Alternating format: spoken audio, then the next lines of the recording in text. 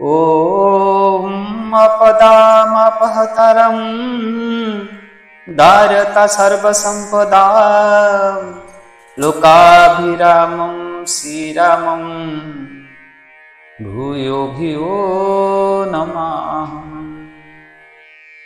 रामाय रामभद्राय रामचन्द्राय मानसे रघुनाथाय नाथाय सीताय पतये नमः। नीलाम्बुज श्यामल कमलांग सीता समारोपित वामभागं पाणुं महासाय कचारुचापुं नमामि रामं रघुवंशनाथम्। दर्शक बंधु सुस्वागतम आपण मानकु ओम क्लिंग चैनल रे आज आपण मानकु जुगवासिष्ठ रामायण संस्कृत दर्शन साहित्यर अन्यतम श्रेष्ठ संपद वेदांत ज्ञान आधारित यही ग्रंथर सठिक रचना काल निरूपित हो पारि नहीं, किंतु गुरु महर्षि वशिष्ठ श्रीरामचंद्र आगरे वेदांत दर्शनर व्याख्या उपस्थापित करने निमंते जहाँ कही जाइछन्ति ताहा ही हेउछि जोग वासिष्ठ। एही जोग वासिष्ठ नवम शताब्दी जोग वासिष्ठ को संक्षेप रूप देथिले गौड़ अभिनंदन महाराज। जोग वासिष्ठ सार नाम रे ताहा पंडित समाज रे सुविदित होई अछि। यार मूल उद्देश्य होची वेदांत दर्शनर मर्म संभलित एही महान सुप्राचीन संस्कृत ग्रंथ आपण मानकु परिवेषण करी मो बहुत कृतित आनंदित। यार प्रवीण अनुवादक स्वाधीनता संग्रामी त्यागवीर ओ तत्वनिष्ठ सहित आकारे श्रीयुक्त नारायण वीरवर सामंत ताहाकु उल्लेखित करिछन्ति। आपण मानकु आज एही शेष परिच्छेदर विमुख व्यवहार प्रकरण श्रवण कराइबी।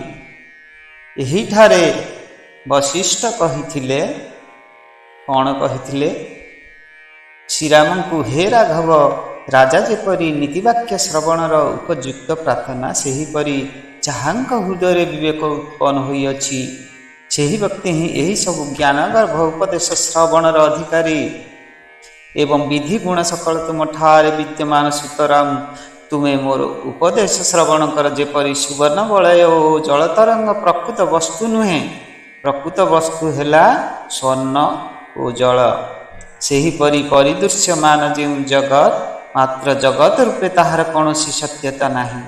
ଏଥିରେ ପ୍ରକୃତ ବସ୍ତୁ ହେଉଛି ବ୍ରହ୍ମ, ଅର୍ଥାତ୍ ବ୍ରହ୍ମ ହିଁ ଏହି ଜଗଦାକାରରେ ପରିବୃଷ୍ଟ ହୋଇଛନ୍ତି।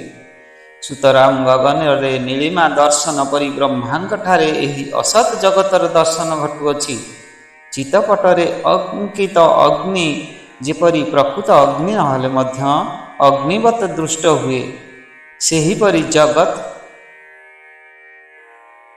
ସଂସାର ପ୍ରକୃତରେ ପକ୍ଷରେ ଅସତ୍ୟ ହେଲେ ମଧ୍ୟ ସତ୍ୟବତ୍ ଦେଖାଯାଉଅଛି।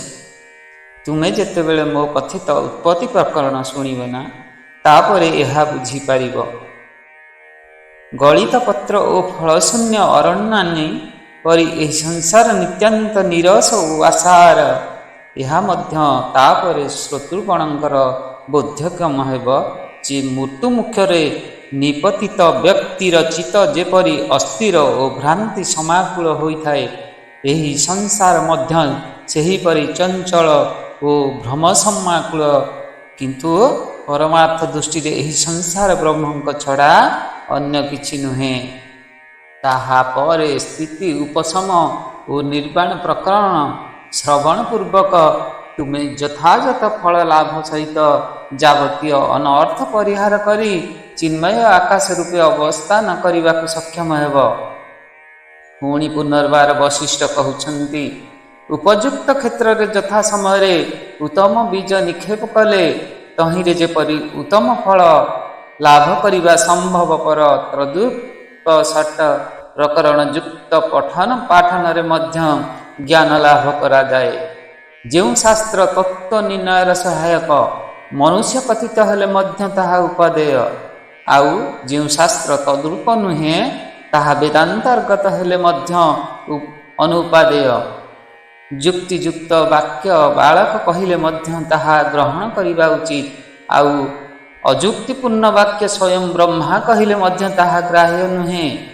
ଯେଉଁ ମନୁଷ୍ୟ ପୃଥୁ ନିର୍ମିତ କୃପଦୋକରେ ଅନୁରାଗବଶତଃ ଗଙ୍ଗାଜଳର ଅନାଦାର କରି ତାହା ପରିତ୍ୟାଗ କରେ, ତାହାକୁ କେଉଁ ବ୍ୟକ୍ତି ଉପଦେଶ ଦେବ? ପ୍ରଭାତ କାଳ ଉପସ୍ଥିତ ହେଲେ ସ୍ୱତଃ ଯେପରି ଆଲୋକକୁ ଉଦିତ ହୁଏ ନା, ଏହି ଶାସ୍ତ୍ର ପାଠ କଲେ ସେହିପରି ଅବଶ୍ୟ ବିବେକୋଦୟ ଘଟେ।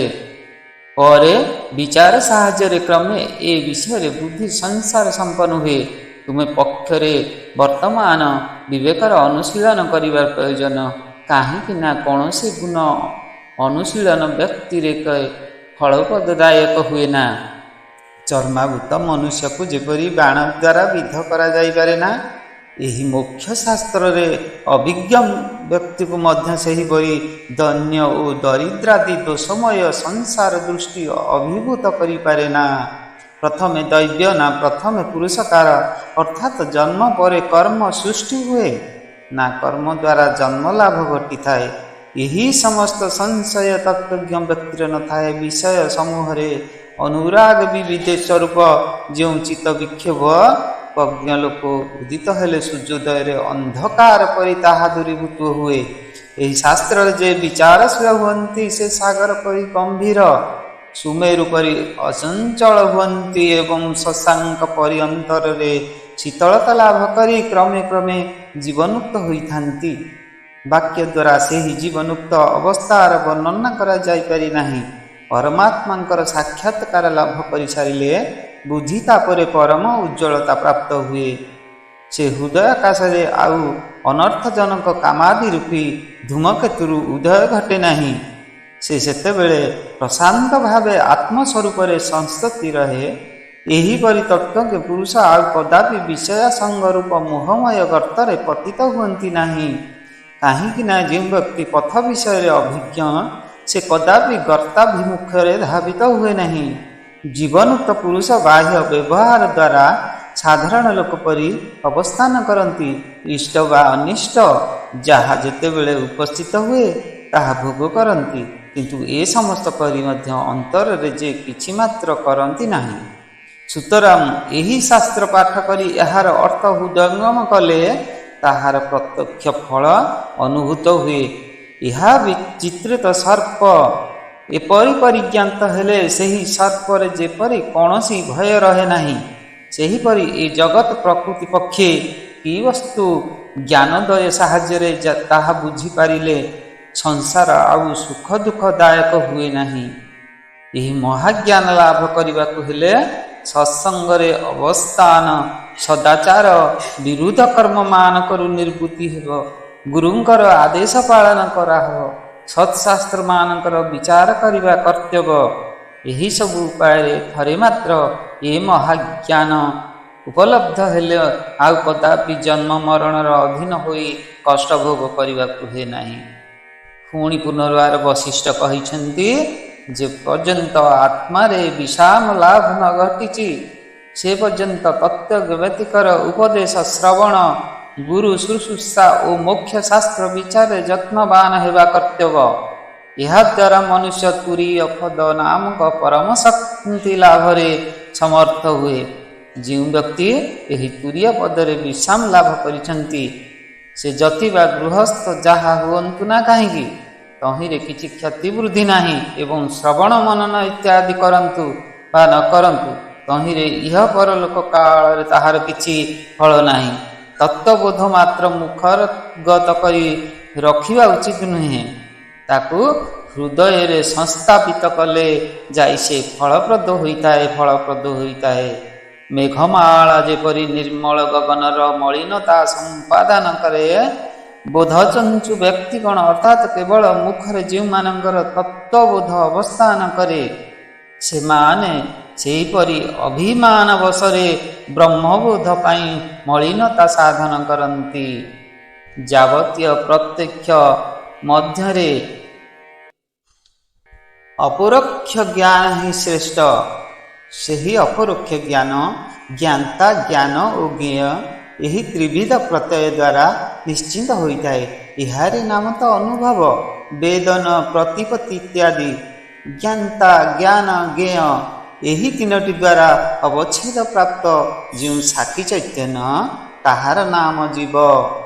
ଜଳର ତରଙ୍ଗ ରୂପେ ପ୍ରକାଶ ପାଇବା ପରି ସେହି ଚୈତନ୍ୟ ହିଁ ସଂକଳ୍ପ ବିକଳ୍ପ ଆଦି କ୍ରମେ ଜଗଦାକାରରେ ପ୍ରତିଭାସିତ ହୁଅନ୍ତି। ଅବିଚାର ବଶରେ ଉତ୍ପନ୍ନ ଜୀବନ ଯେଉଁ ଅଜ୍ଞାନ, ତାହା ଅସତ୍ୟ ସତ, କିନ୍ତୁ ଏହା ହିଁ ଜଗତର କାରଣ ହୋଇଥିବାରୁ ଜଗତ ସତ୍ୟ ପରି ପ୍ରତୀତ ହେଉଅଛି। ସେଥିପାଇଁ ଅବିଚାର ସମନ୍ୱିତ ଏହି ଆତ୍ମ ପ୍ରକୃତିରେ ଜଗତ ପ୍ରପଞ୍ଚ ମଧ୍ୟ ସତ୍ୟ ପରିପ୍ରକାଶ ପାଇଅଛି। ଏହି ଯେଉଁ ପ୍ରତ୍ୟକ୍ଷ ଚୈତନ୍ୟ, ସେ ଯଦି ଏକ୍ଷଣି ବିଚାର ପରାୟଣ ହୁଅନ୍ତି, ତେବେ ନିଜଠାରୁ ଉତ୍ପନ୍ନ ଏହି ଜଗତ ବା ଶରୀରକୁ ନିଜ ମଧ୍ୟରେ ସଂହରଣ କରି ସେ ମହାନ ରୂପରେ ପ୍ରକାଶ ପାଇପାରନ୍ତି। ଏପରି ବିଚାର ସମ୍ପନ୍ନ ପୁରୁଷ ତାପରେ ଆତ୍ମାକୁ ଅବଗତ ହୋଇ ବ୍ରହ୍ମରେ ଏକୀଭୂତ ହୋଇଯାନ୍ତି। ଈଶ୍ୱରଙ୍କର ଯେଉଁ ସତ୍ୱଗୁଣ ପ୍ରଧାନ ବାସନା, ତାହାର ଉଦୟ ମାତ୍ରେ ହିଁ ଦିକ୍, କାଳ, ବହିଃ ଓ ଅନ୍ତର ଇତ୍ୟାଦି ପ୍ରକାଶ ପାଇଥାଏ। ପରେ ସେହି ନାନା ମଳିନ ଉପାଧି ଯୋଗରେ ଶରୀରାଦିରେ ଆତ୍ମବୁଦ୍ଧି ସ୍ଥାପନ କରି ଜୀବ ରୂପେ ପ୍ରକାଶ ପାଇଥାନ୍ତି। ସର୍ବାତ୍ମା ଈଶ୍ୱର ଆତ୍ମା ଯେଉଁଠି ଯେଉଁ ପ୍ରକାର ଇଚ୍ଛା କରନ୍ତି, ସେଠାରେ ସେ ପ୍ରକାର ଆକୃତି ସମ୍ପନ୍ନ ହୋଇଥାନ୍ତି। ସେ ସର୍ବସ୍ୱରୂପ ବୋଲି ମଧ୍ୟ ନିଜେ ଦୃଶ୍ୟମାନ ହୋଇଥାନ୍ତି। ସୁତରାଂ ମରୀଚିକା ଯେପରି ମିଠା ଜଳର ଆଶ୍ରୟ, ସେପରି ଭୋଗ୍ୟ ବସ୍ତୁ ସମସ୍ତଙ୍କର ବ୍ରହ୍ମ ହିଁ ଆଶ୍ରୟ। ମରୀଚିକାକୁ ପ୍ରତ୍ୟକ୍ଷ କଲା ପରେ ତହିଁରେ ଯେପରି ଆଉ ସଲିଳ ଭ୍ରମ ନଥାଏ, ସେହିପରି ଦୃଶ୍ୟ ଜଗତର ଆଶ୍ରୟ ବ୍ରହ୍ମ ସାକ୍ଷାତ୍କାର ଘଟିଲେ ଜଗତ ଭ୍ରମ ଆଉ ରହେନା। କିନ୍ତୁ ଯେଉଁ ପର୍ଯ୍ୟନ୍ତ ତାହା ନ ହୁଏ, ସେ ପର୍ଯ୍ୟନ୍ତ ବ୍ରହ୍ମ ଜଗତ ବୋଲି ପରିଦୃଷ୍ଟ ହୋଇଥାନ୍ତି। ମରୀଚିକା ବଳରେ ଯେପରି ସତ୍ୟ ପ୍ରକୃତି ଜଳର ଧର୍ମ ସକଳ ନଥାଏ, ତଦୂପ ବ୍ରହ୍ମଭୋଗ୍ୟ ଏହା ଯଥାର୍ଥ ହେଲେ ମଧ୍ୟ ପ୍ରକୃତି ପକ୍ଷେ ତହିଁରେ କୌଣସି ଦୃଶ୍ୟତ୍ୱ ନାହିଁ। ହେ ରାମ ଭଗବାନ, ଯେ ପର୍ଯ୍ୟନ୍ତ ତୁମେ ସ୍ୱୀୟ ପୁରୁଷ ବଳ ଦ୍ୱାରା ବ୍ରହ୍ମ ସାକ୍ଷାତକାର ନ କରିପାରୁଛ, ସେ ପର୍ଯ୍ୟନ୍ତ ତୁମେ ତତ୍ତ୍ୱ ବିଚାର କରୁଥାଅ। ବଶିଷ୍ଠ କହିଲେ, ମୁର୍ମୁକ୍ଷୁମାନେ ପ୍ରଥମେ ସାଧୁମାନଙ୍କ ସଙ୍ଗ ଲାଭ କରି ସେମାନଙ୍କ ଉପଦେଶ ଶ୍ରବଣ ଓ ସଦାଚାର ସଦାନୁଷ୍ଠାନ ଦ୍ୱାରା ସୂକ୍ଷ୍ମ ପ୍ରଜ୍ଞାର ବର୍ଦ୍ଧନ କରିବାକୁ ହେବ। ତାହାପରେ ମହାତ୍ମାମାନଙ୍କ ଅନୁବର୍ତ୍ତନ ପୂର୍ବକ ନିଜର ମହାତ୍ମତ୍ୱ ସାଧନରେ ଯତ୍ନବାନ ହେବ। ମହାତ୍ମାଙ୍କର ଯାବତୀୟ ଗୁଣ ଯଦି କୌଣସି ଜଣେ ବ୍ୟକ୍ତିରେ ନ ମିଳେ, ତେବେ ଯେ ଯେଉଁ ଗୁଣ ପାଇ ଖ୍ୟାତି ଲାଭ କରନ୍ତି, ତାଙ୍କ ନିକଟରୁ ତାହା ଶିକ୍ଷା କରିବ ଏବଂ ତଦ୍ୱାରା ନିଜ ପ୍ରଜ୍ଞାଙ୍କୁ ବର୍ଦ୍ଧିତ କରିବ। ହେ ରାମ, ସମ, ଦମ ପ୍ରଭୃତି ଗୁଣ ଓ ତଜ୍ଜନିତ ପ୍ରକୃଷ୍ଟ ପ୍ରଜ୍ଞା, ଏହା ହେଲା ମହାତ୍ମାଙ୍କ ଲକ୍ଷଣ। ଆଉ ସମ୍ୟକ୍ ଜ୍ଞାନ ଉପଲବ୍ଧ ନହେଲେ ସେହି ରୂପ ମହାପୁରୁଷତ୍ୱ ମଧ୍ୟ ଲାଭ କରାଯାଏ ନା। ଅନ୍ନ ଦ୍ୱାରା ଯଜ୍ଞ କରାହୁଏ, ଯଜ୍ଞ କଲେ ବୃଷ୍ଟି ହୁଏ, ପୁଣି ବୃଷ୍ଟିରୁ ଅନ୍ନ ଜନ୍ମେ। ଠିକ୍ ସେହିପରି ଜ୍ଞାନ ଲାଭ ହେଲେ ସମଦମ ପ୍ରଭୃତି ଗୁଣ ବୃଦ୍ଧି ପ୍ରାପ୍ତ ହୁଏ। ପୁଣି ସମ ଦମାଦି ଗୁଣର ବୃତ୍ତିରେ ଜ୍ଞାନର ଆବିର୍ଭାବ ଘଟେ। ପଙ୍କଜ ଦ୍ୱାରା ସରୋବର ଶ୍ରୀମାନ ହୁଏ, ପୁଣି ସରୋବରର ଶ୍ରୀ ଦ୍ୱାରା ପଙ୍କଜର ମଧ୍ୟ ଶ୍ରୀବୁଦ୍ଧି ଘଟେ। ସେହିପରି ଜ୍ଞାନ ଦ୍ୱୟରେ ସମଦମାଦିର ବୃଦ୍ଧି ହୁଏ ଏବଂ ସମଦମାଦି ଗୁଣର ପ୍ରଭାବ ଦ୍ୱାରା ଜ୍ଞାନୋଦୟ ଘଟିଥାଏ। ସଦାଚାର ଜ୍ଞାନ ବୃଦ୍ଧିର ସହାୟକ ହୋଇଥାଏ। ପୁଣି ଜ୍ଞାନ ଲାଭ ହେଲେ ସଦାଚାର ବୃଦ୍ଧି ପାଏ। ସୁତରାଂ ଉଭୟେ ହିଁ ପରସ୍ପରର ବର୍ଦ୍ଧନ ସମ୍ପାଦାନ କରନ୍ତି। ଏହିପରି ଗୁଣ ସମ୍ପନ୍ନ ମହାପୁରୁଷଙ୍କ ଚରିତ୍ରକୁ ଆଦର୍ଶ କରି ମୁର୍ମୁକ୍ଷୁ ବ୍ୟକ୍ତି ଜ୍ଞାନ ଅନୁଶୀଳନ ଓ ମହାପୁରୁଷଙ୍କ ଆଚାର ଶିକ୍ଷା କରିବ। ହେ ବତ୍ସ, ଜ୍ଞାନ ଓ ସଦାଚାର ଯୁଗପତ୍ ଅନୁଶୀଳିତ ନହେଲେ ଏମାନଙ୍କୁ ଆୟତ୍ତୀଭୂତ କରାଯାଏ ନା। ହେ ରଘୁନନ୍ଦନ